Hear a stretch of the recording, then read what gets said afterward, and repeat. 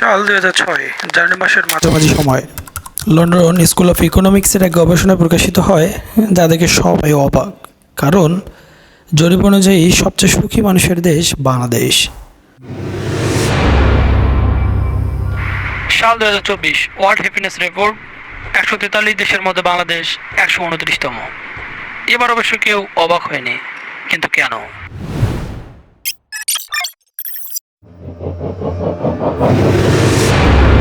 Finland Nordic অঞ্চলের একটি দেশ।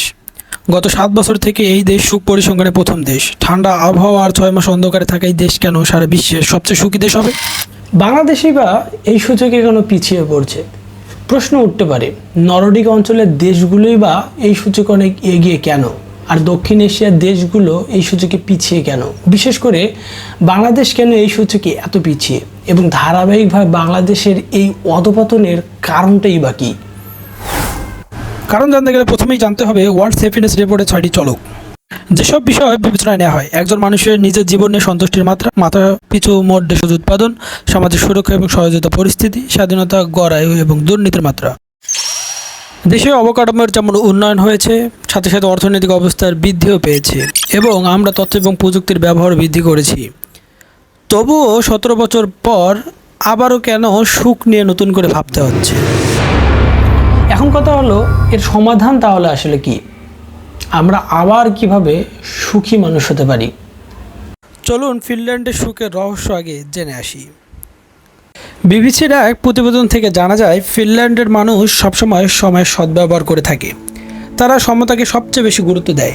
সবার সমান সুবিধায় তারা নিশ্চিত করার জন্য বদ্ধপরিকর। ফিনল্যান্ডের প্রেসিডেন্ট এক সাক্ষাৎকারে বলেছিল, অর্থনৈতিক সমতাই এই দেশের সুখের অন্যতম কারণ। স্বাধীনতা এবং আরামদায়ক এবং প্রতিযোগিতার চেয়ে সহযোগিতাপূর্ণ এই দেশটি সুখী হবে না তো আর কি হওয়া সম্ভব? বাইরের বিশ্বের সম্পর্কে তাদের অত বেশি চিন্তা এবং ভাবনা নেই। ভবিষ্যৎ নিয়ে এদেশের মানুষ খুব বেশি একটা চিন্তিত নয়। সুখে থাকতে এবং সুখে রাখতে এই দেশের সরকার বদ্ধপরিকর।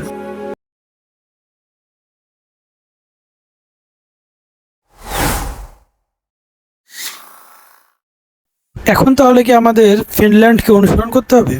কখনোই না। তাহলে কোথায় যেতে হবে? এজন্য অবশ্য খুব বেশি দূরে যেতে হবে না। আজ থেকে ঠিক 24 বছর পূর্বে 19 দশকের দিকে চোখ বোলালেই চলবে। আজ থেকে ঠিক 20 বছর পূর্বেও আপনার আমার দাদারা এবং নানারা সারাদিন মাঠে কাজ করত। ভবিষ্যৎ নিয়ে তাদের তেমন কোনো চিন্তাই ছিল না। বাড়িতে আপনার আমার দাদি এবং নারীরাও কোমর বেঁধেই কাজ করত। সন্তান আর পরিবার বাদে তাদেরও কোনো চিন্তা ছিল না। যৌথ একটা পরিবার ছিল এবং বিভিন্ন সময় বিভিন্ন উৎসব লেগেই থাকতো। সবাই মিলে প্রকৃতির মাঝে এই যে বেঁচে থাকার চেষ্টা তাদেরকে দিয়েছিল সুখের এক অমৃত স্বাদ।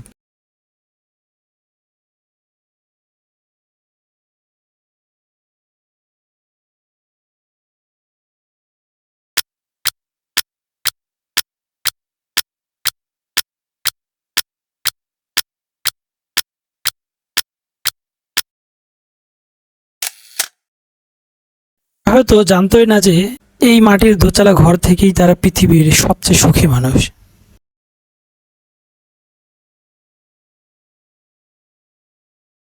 মানে আমরা বিশেষায়িত একটি সমাজ এবং সংস্কৃতির মধ্যে দিয়ে যাচ্ছি, যার ফলে আমাদের সামাজিক মূল্যবোধের অনেকটা পরিবর্তন হয়েছে। আগের মতো যৌথ ফ্যামিলিগুলো আর সচরাচর দেখা যায় না।